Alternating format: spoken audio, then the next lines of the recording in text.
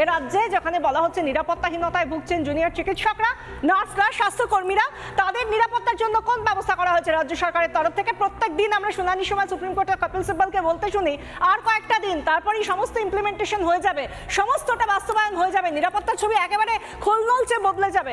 আর কতদিন? গতদিন তো বলেছিলেন 17 তারিখ ছিল, আজকে যদি দেখা যায় আগামীকাল আরেকটা শুনানি, বলা হয়েছিল 14 দিনের মধ্যে নাকি সবকিছু হয়ে যাবে। কি হয়েছে? কি হয়েছে এখনো পর্যন্ত? এই জায়গা থেকে আজকে সবার হাতে হাতে মিছিল, আবার মশাল, কারণ মশাল মিছিলের ডাক দিয়েছেন গতকালই জুনিয়র চিকিৎসকরা। ন্যাশনাল মেডিকেল কলেজ থেকে আমাদের প্রতিনিধি রয়েছেন আমাদের সঙ্গে মধুকল্পিতা চৌধুরী। মধুকল্পিতা, আরও একবার মশাল মিছিল, আরও একটা সেই দীর্ঘায়িত মিছিলের শুরু।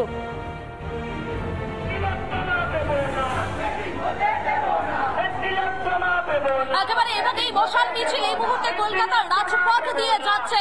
অভয়ার সেই দাবিকে সামনে রেখে এই মুহূর্তে মশাল মিছিলে সামিল হয়েছেন তারা, এবং আমি কথা বলে নেওয়ার চেষ্টা করবো এখানে যারা রয়েছেন, আমি তাদের সঙ্গে একবার করে কথা বলে নেওয়ার চেষ্টা করবো। রয়েছেন দাদা, আপনারা আবারও আজকে পথে নেমেছেন, কি মনে হচ্ছে? কি মনে হচ্ছে বিচার পেতে আর কতদিন সময় লাগতে পারে? দেখুন, বিচার তো আমরা দেখতে চলেছি যে দীর্ঘসূত্রিতার মধ্যে আমরা রয়েছি। Justice delayed is justice denied. আজকে সেই জায়গা থেকেই আমরা পথে নেমেছি, এবং শুধু আমরা নয়, প্রত্যেকে, আজকে প্রত্যেকটা মেডিকেল কলেজে জুনিয়র ডাক্তার, তার সাথে পাড়ায় পাড়ায় গলিতে আজকে মানুষ কেউ মশাল কেউ মোমবাতি হাতে রাস্তায় কিন্তু নামছেন। আমাদের এই যে প্রতিবাদী কণ্ঠস্বর, আমরা চাই মহামান্য সুপ্রিম কোর্টের কান অব্দি পৌঁছক, যে দ্রুত এর বিচার হোক।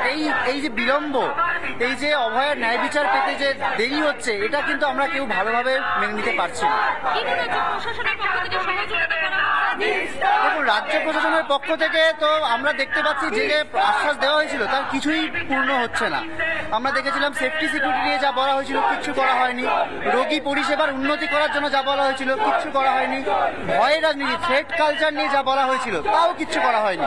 এবং আমরা একথাও বলছি যে আগামীকাল সুপ্রিম কোর্টের হিয়ারিং এর দিকে আমরা তাকিয়ে আছি। আমরা দেখতে চাই রাজ্য সরকারটি কি বলে।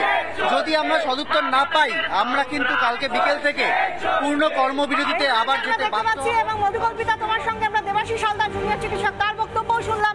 আমরা একবার যাবো, এই মুহূর্তে রয়েছেন সাগর দত্ত মেডিকেল কলেজ থেকে আমাদের প্রতিনিধি তুলিকা। এই মুহূর্তে সাগর দত্ত, যেখানে গত পরশুদিন এরকম তুলকালাম ঘটনা ঘটে গিয়েছে, সেখানে মশাল মিছিলের ছবিটা কি?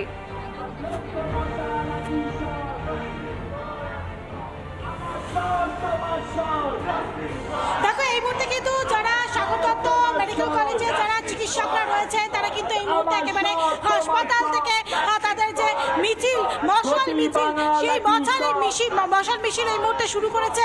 একেবারে ডানলপ পর্যন্ত সেই মিছিল যাবে। তুমি দেখতে পাচ্ছ একেবারে প্রচুর যারা জুনিয়র চিকিৎসকরা রয়েছে, তারা কিন্তু এই মিছিলে এই মুহূর্তে অংশগ্রহণ করেছে। সাগর দত্ত হাসপাতাল থেকে সেই মিছিল বেরিয়ে এই মুহূর্তে ডানলপের দিকে এই মিছিল ইতিমধ্যেই অগ্রসর হয়েছে। আমি একটুখানি চেষ্টা করবো যারা চিকিৎসকরা রয়েছে তাদের সঙ্গে একটু কথা বলার চেষ্টা করবো, তার কারণ তারা যে দাবি নিয়ে ইতিমধ্যে সরব হয়েছেন। আপনারা যেভাবে যে দাবি নিয়ে আবারও সেই রাস্তায় নামলেন, কি দাবি জানাচ্ছেন? আমাদের দাবি সেই এক দাবি, আমাদের বোনের বিচারের দাবি, আমাদের সিকিউরিটির দাবি, আমাদের যে হাসপাতালে যে আমরা একদমই সুরক্ষিত নয়। দুদিন আগে সাগর দত্তের যে ইনসিডেন্টটা হয়ে গেছে, সেটা আরও চোখে আঙুল দিয়ে দেখিয়ে দেয় যে এত মিটিং, এত প্রতিশ্রুতির পরেও আমরা এখনো সিকিউর নয়। তাই জন্য আজ আমরা মশাল হাতে প্রত্যেকটা মেডিকেল কলেজ থেকে সংলগ্ন এরিয়ায় আবার পথে নেমেছি। আগামীকাল থেকে পূর্ণ যে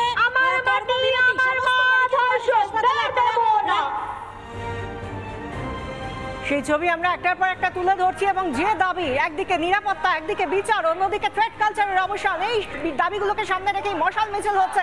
আমরা একবার চোখ রাখবো, আমাদের সঙ্গে ভাস্কর রয়েছেন সরাসরি আরজিকর হাসপাতালের সামনে থেকে। আরজিকরে মশাল মিছিল এখন কোন জায়গায় রয়েছে ভাস্কর?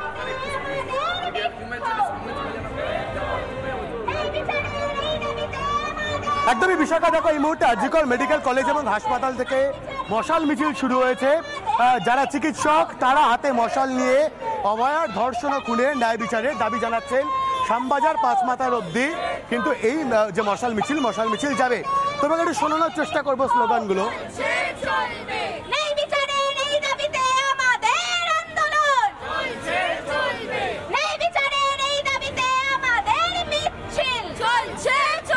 অবশ্যই একটু খুব সংক্ষেপে প্রতিক্রিয়া নেওয়ার চেষ্টা করবো।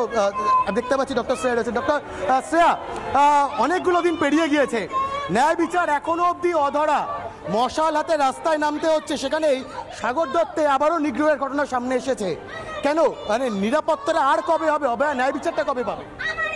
একদমই এটাই আমাদের দাবি, তাই আমরা আবার পথে নেমেছি আগুন হাতে নিয়ে, আগুন বুকে আগুন হাতে নিয়ে যে বিচার আমরা কবে পাবো আর আমাদের দাবিগুলো কবে পূরণ হবে, আমরা কবে সেফ ফিল করব, কবে ডিউটিতে আমরা যে জয়েন করেছি এসেনশিয়াল সার্ভিসে তার মধ্যে যে এই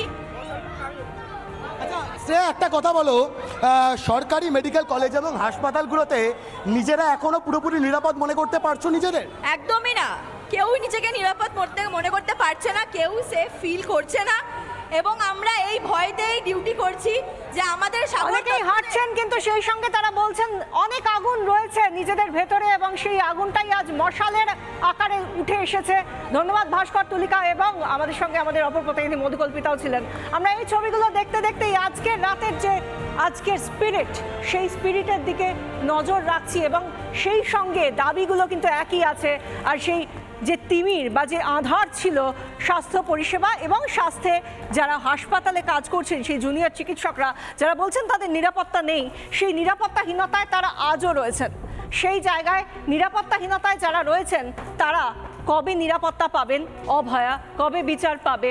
আর সেই সঙ্গে এই যে উদ্ভূত থ্রেট কালচার যাকে এত বছর ধরে লালন পালন করা হয়েছে তার থেকেই বা মুক্তি কবে আসবে?